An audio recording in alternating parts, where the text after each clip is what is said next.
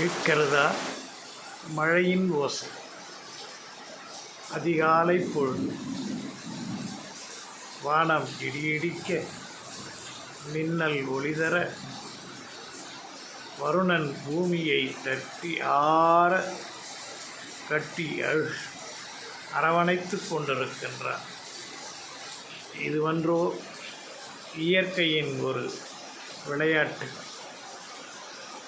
இந்த விளையாட்டிலே மனிதன் படும் பாடு பெரிதல்ல பெரிதல்ல, அதை அளவிட முடியாததாக இருக்கிறது.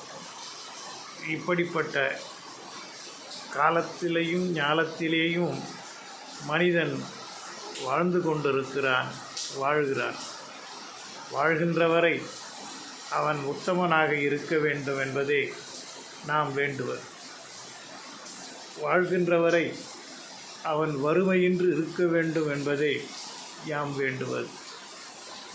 இந்த உத்தமனாகவும் வறுமை இல்லாதவனாகவும் ஒருவன் வாழ்ந்தால் உலகம் அவனுக்கு சொர்க்கமாக மாறிவிடும் அல்லவா?